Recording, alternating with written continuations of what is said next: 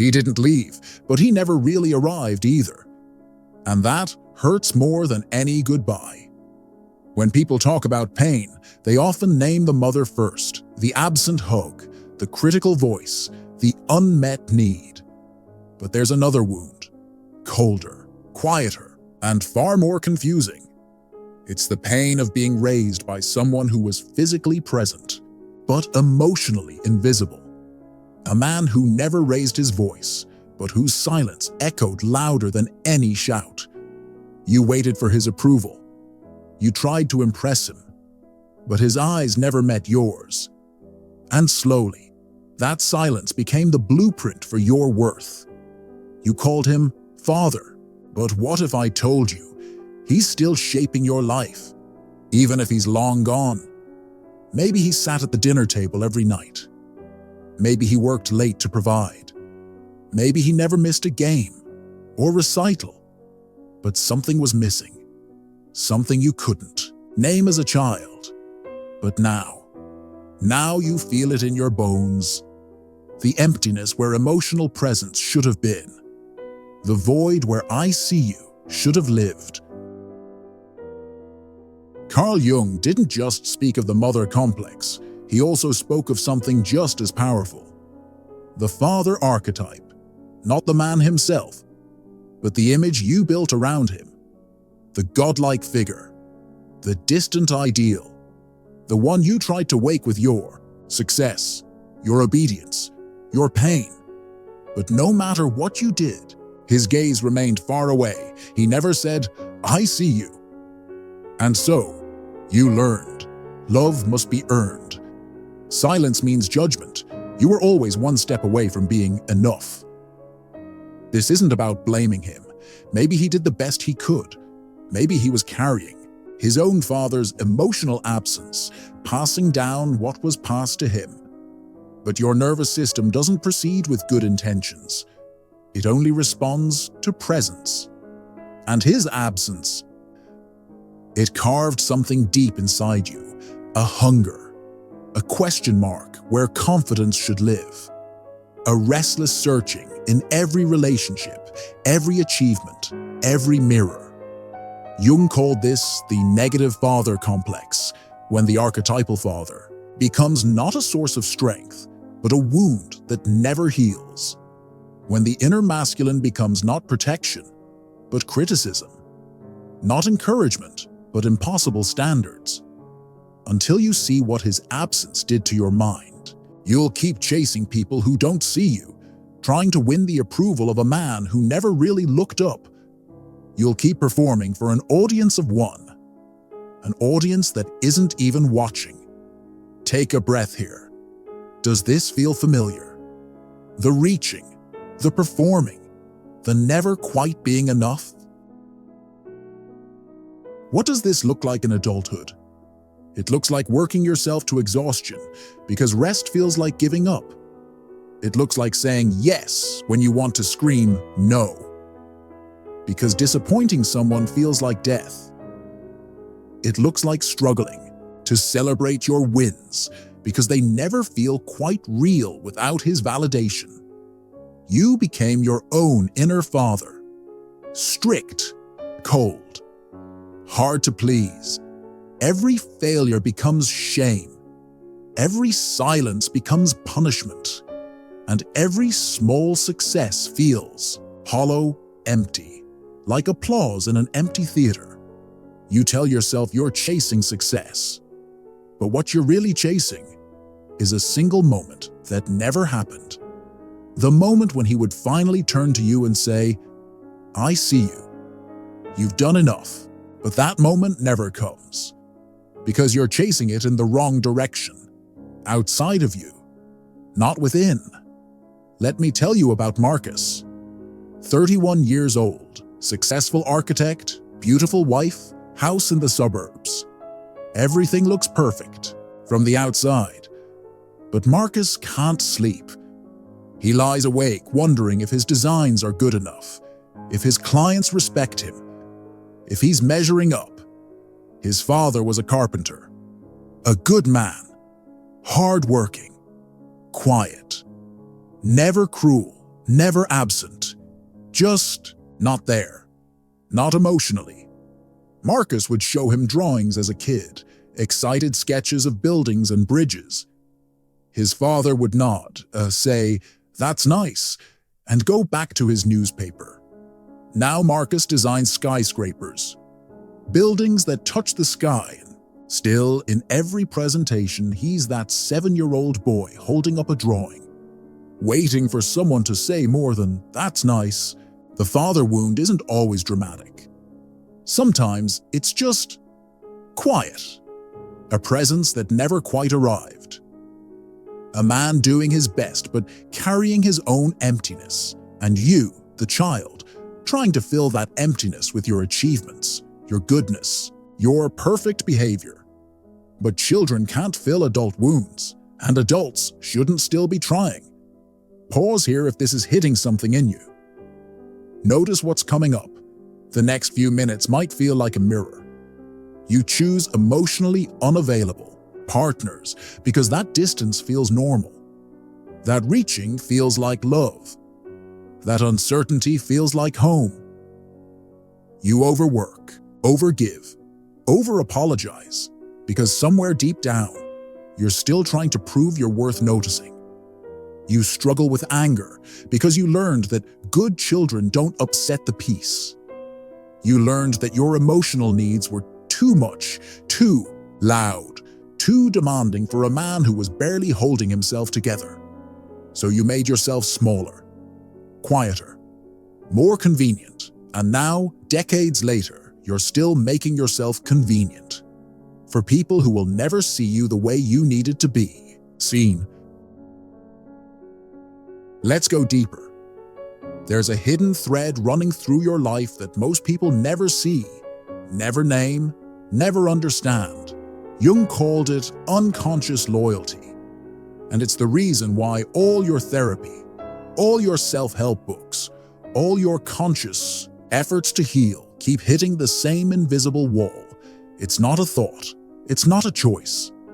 It's deeper than consciousness, deeper than reason.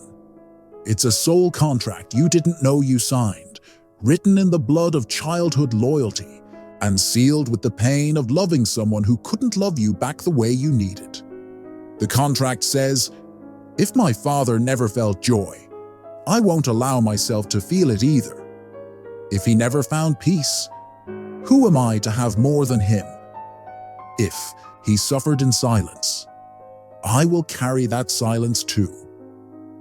If he couldn't be vulnerable, I will protect myself the same way. If he couldn't receive love, I don't deserve to either. You think you're honoring him? You think you're being loyal? You think you're showing love by limiting yourself to his emotional vocabulary, by never surpassing what he could achieve, by never healing what he couldn't heal. But you're not being loyal. You're being trapped. You're not honoring him. You're imprisoning yourself in his unprocessed pain. This is the shadow of the father complex.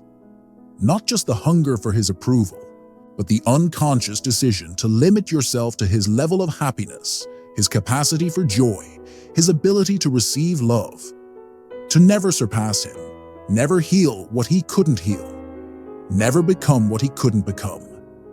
You've been carrying his emotional debts like a backpack full of bricks, climbing mountains that were never yours, fighting battles that ended before you were born, living in a prison whose keys you inherited but never chose to use. And every time you're about to break through into intimacy, success, joy, or authentic self-expression, something inside you pulls the emergency brake. You sabotage the job interview. You pick a fight with your partner. You stop short of the finish line. Not because you're afraid to win, but because deep down, in places you don't even know exist, you fear that healing means leaving him behind, and that feels like the ultimate betrayal. Let me tell you about Sarah. She's been in therapy for 3 years, working on what her therapist calls commitment issues. Sarah is 34, intelligent, successful, the kind of woman who has her life together, on paper. But she keeps choosing men who won't fully commit to her. not obviously broken men, not clearly unavailable men. Smart, successful, kind men who keep her at arm's length. Men who say they love her but can't say when they'll be ready for marriage. Men who want to be with her but need space. Men who are almost there but never quite arrive. Her therapist kept asking about her relationship with her mother, but Sarah insisted the issue wasn't there. Her mother was warm, available, supportive. The real issue, the one that took 2 years to uncover, was her father. A gentle man, a kind man, a man who never hurt anyone, never raised his voice, never did anything obviously wrong, but a man who never fully committed to anything. Not his dreams, not his marriage, not even his own happiness. He stayed in a job he hated for 30 years because it was safe. He married Sarah's mother not out of passion but out of obligation. He lived in the same small town his entire life. Not because he loved it, but because leaving felt too risky. He lived in quiet resignation, never left his comfort zone, never pursued the music he loved, never spoke about his feelings, never took risks, never reached for joy, just existed, safely, quietly, minimally. And Sarah, unconsciously, made a vow. If Dad never gets to be fully happy, then I won't either. She keeps choosing unavailable men, because being fully loved would mean surpassing her father's emotional experience. And in the unconscious logic of childhood loyalty, that feels like abandoning him. Every time a man gets too close, every time someone wants to give her the love she says she wants, something inside her recoils. Not because she doesn't want love, but because accepting it would mean acknowledging that she deserves more than her father allowed himself to have. The unconscious mind doesn't operate on logic, it operates on loyalty. And sometimes that loyalty becomes a prison whose bars are made of love. Ask yourself, what part of your life feels limited by an invisible ceiling? What joy do you not allow yourself that he never had? What success do you sabotage because it would mean you've exceeded his capacity for happiness? This pattern shows up everywhere once you start looking. The woman who can't make more money than her father ever did, even though she's more educated and lives in a different economy. The man who can't stay in a relationship longer than his father's marriage lasted. The artist who can't create anything beautiful because beauty was absent from the house they grew up in. You think you're being faithful. You think you're showing respect. But you're not honoring him. You're repeating him. You're not preserving his memory. You're perpetuating his limitations. The greatest honor you can give a parent is not to repeat their limitations, but to heal what they couldn't heal, to become what they couldn't become, to feel what they couldn't feel, to choose joy when they chose resignation, to choose vulnerability when they chose protection, to choose love when they chose safety. But first, you have to see the contract, the invisible thread, the way his emotional absence became your emotional blueprint. His limitations became your limitations. His fear became your fear. That blueprint says, real men don't feel deeply. Vulnerability is weakness. Just push through. Don't ask for too much. Be grateful for scraps. Safety is more important than happiness. Love is dangerous. People always leave. You can't trust your feelings. Success is dangerous because it makes you a target. And until you rewrite that blueprint, you'll keep building a life that looks like his. Limited, quiet, safe, talk small. A life of resigned acceptance rather than passionate engagement. A life of emotional minimalism rather than full-spectrum feeling. Even if you achieve great things externally, internally, you'll still be that child, sitting quietly, not asking for too much. trying not to upset the fragile piece of a man who was barely holding on himself. The betrayal you must make is not out of hate. It's out of evolution. It's out of love, real love, not the codependent loyalty that keeps both of you small. It's choosing to feel what he couldn't feel, to heal what he couldn't heal, to become emotionally available in ways he never learned. And yes, it will feel like leaving him behind, because, in a way, you are. You're leaving behind the version of him that you carry inside. The wounded father, the disappointed father, the father who couldn't give you what you needed because he'd never learned to give it to himself. But you're not leaving behind the essence of him. You're honoring it by becoming what he always had the potential to be. If he had had the tools, the support, the courage to heal his own father wound. This is the transcendent function that Jung wrote about, the ability to hold both loyalty and evolution, both honoring the past and creating something new. It's the difference between repeating patterns and transforming them. The question isn't whether you love your father. The question is whether you love yourself enough to stop living his unlived life.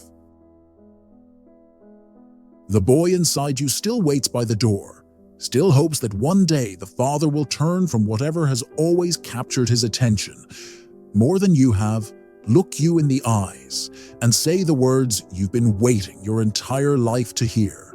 You did good, son. I'm proud of you. You're enough, just as you are. But healing is finally giving up on that scene ever playing out. Not out of bitterness, not out of resentment, but out of truth. Out of the radical acceptance that the past is finished, and the only love available is forward.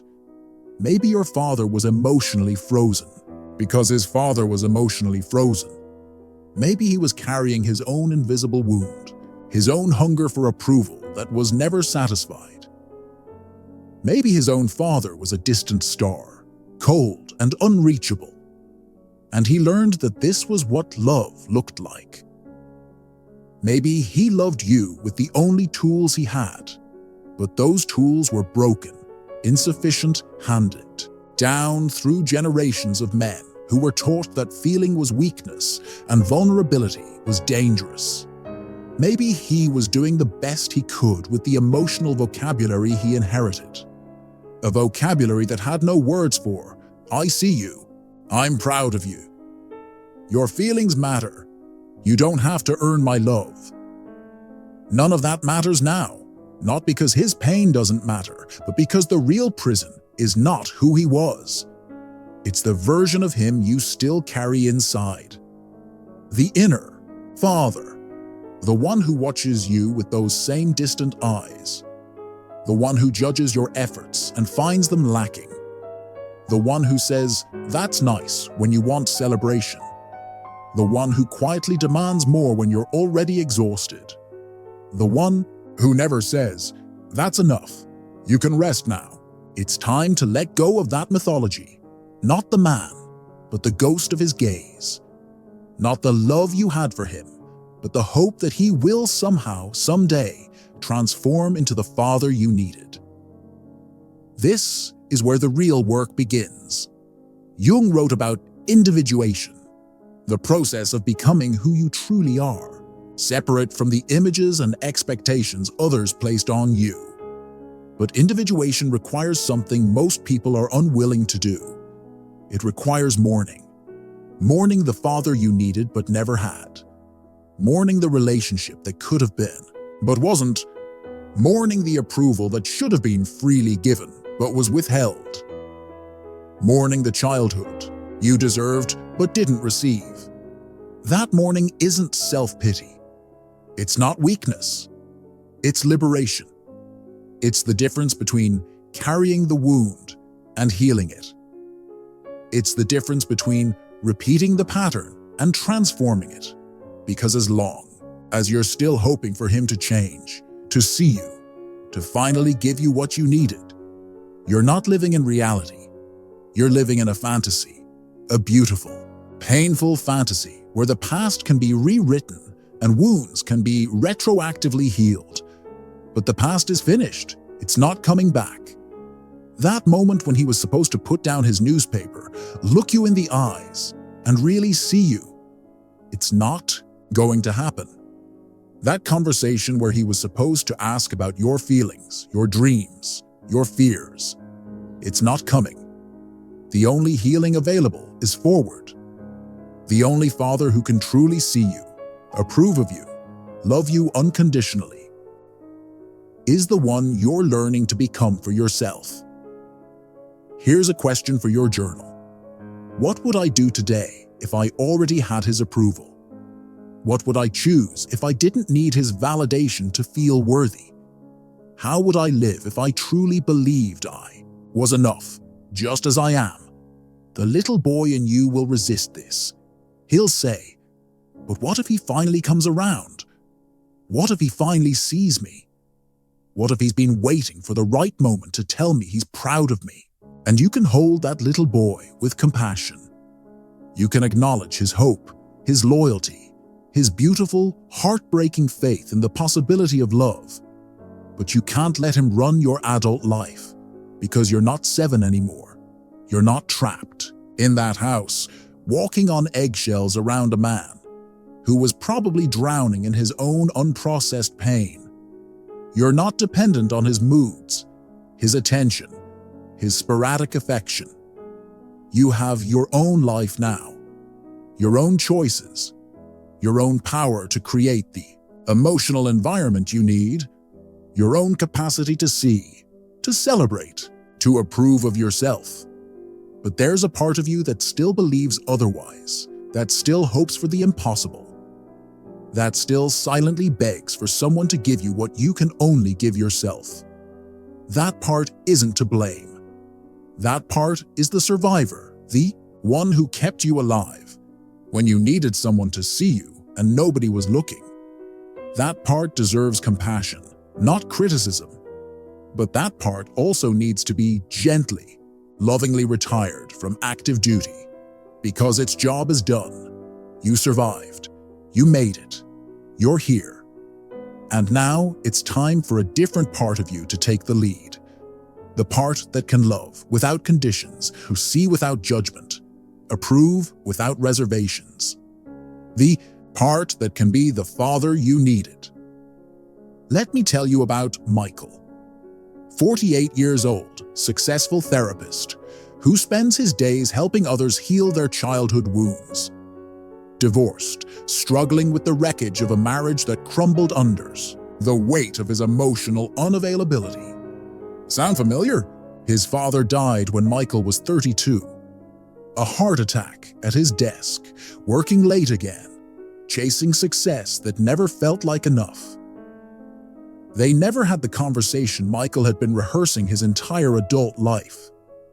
Never shared the moment of recognition Michael had been hoping for. At the funeral, Michael found himself angry, not sad, angry. Angry that his father had taken their potential relationship to the grave. Angry that he would never get the apology, the acknowledgement, the love he'd been waiting for. That anger consumed him for years. It leaked into his marriage, his work, his relationship with his own children.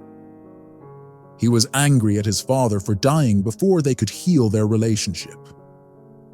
But underneath the anger was something else. He was angry at himself for still waiting. The breakthrough came in his own therapy, when his therapist asked him a simple question. What if your father never had the capacity to give you what you needed? What if he was doing his absolute best with the tools he had? Michael's first reaction was rage. That's not enough, he said. His best wasn't good enough. But then the therapist asked, what if you stopped waiting for him to be different and started being different yourself? What if you became the father you needed? That question changed everything. Michael realized he'd been spending his entire adult life trying to get from other people what he'd never gotten from his father.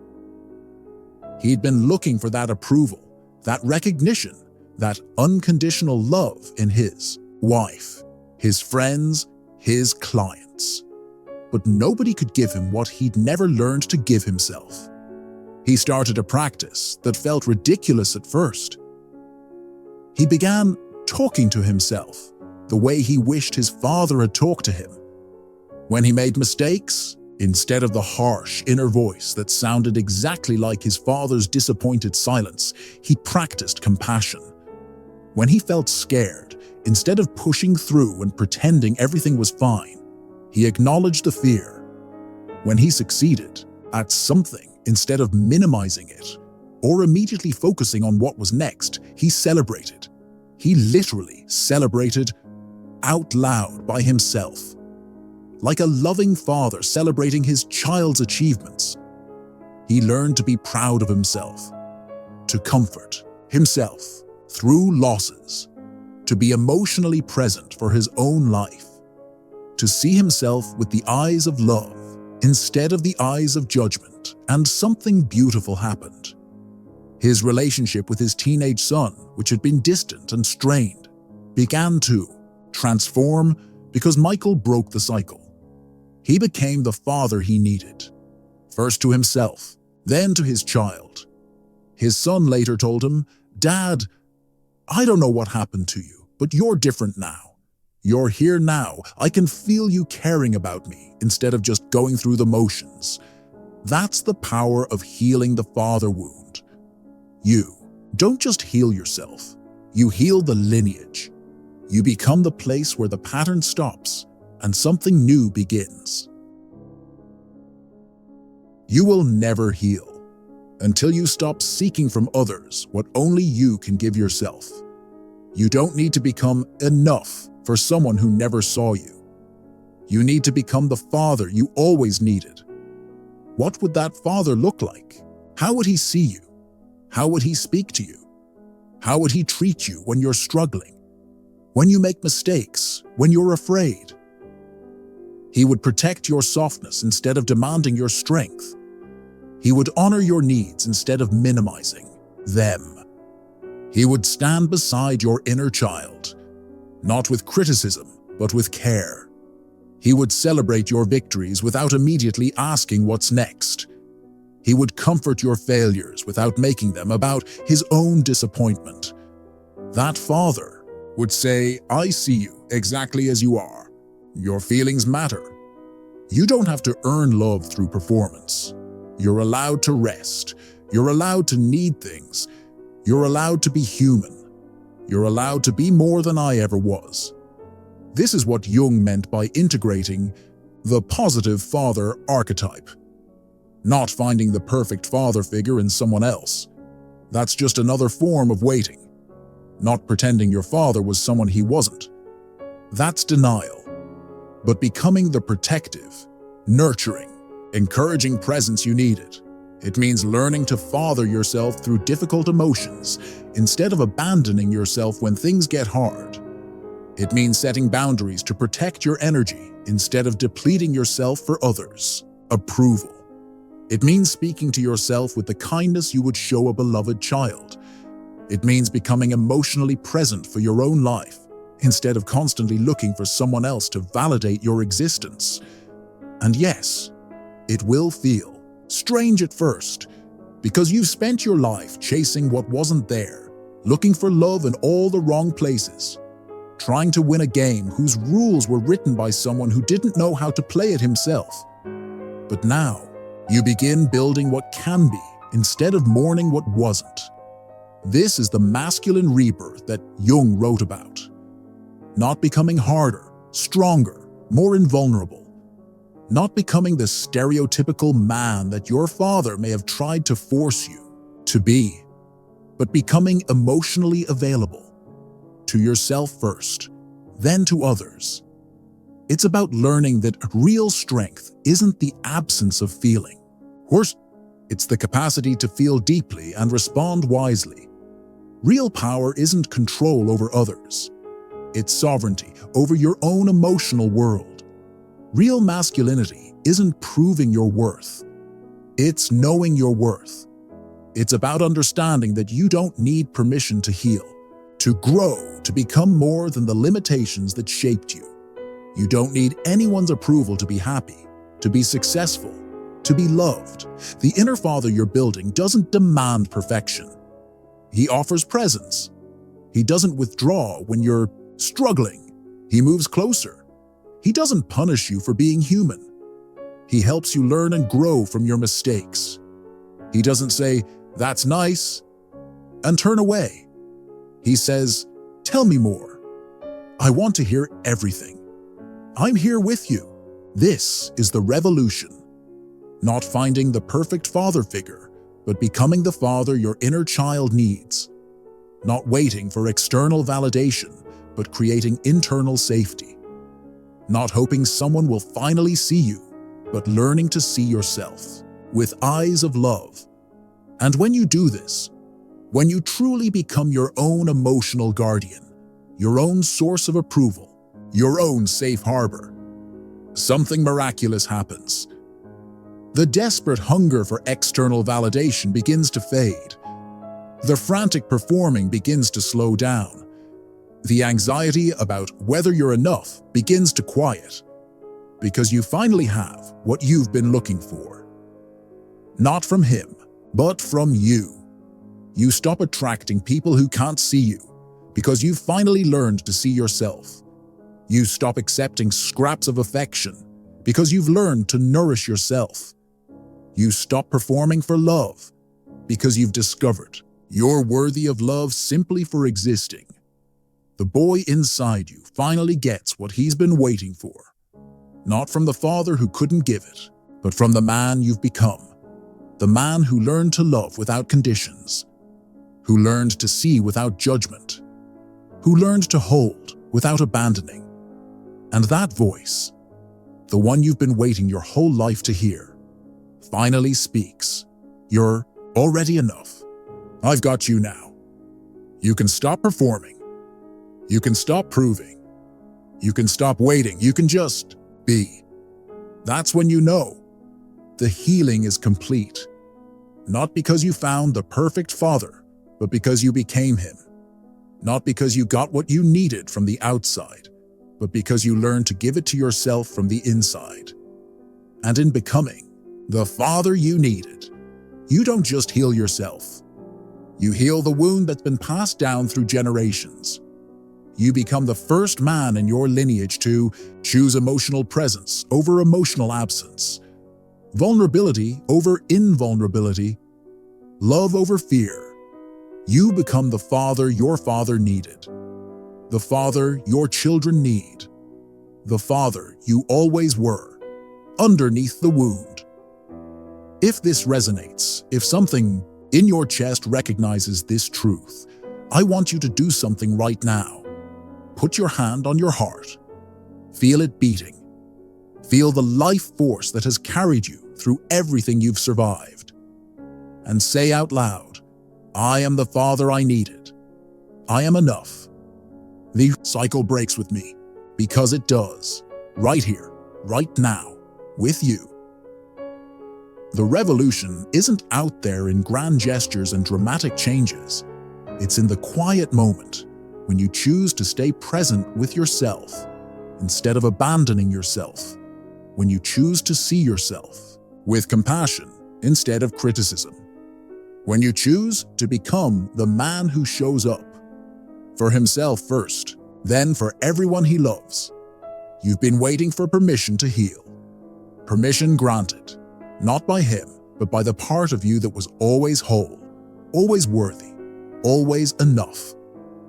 Welcome home to yourself. Welcome home to the father you've always been. Welcome home to the love you've always deserved.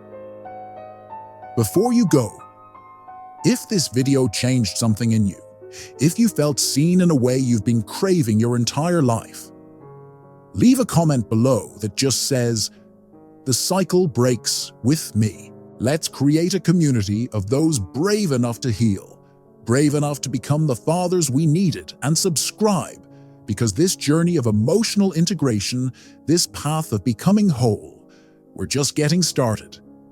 The boy in you has been waiting long enough. It's time to come home.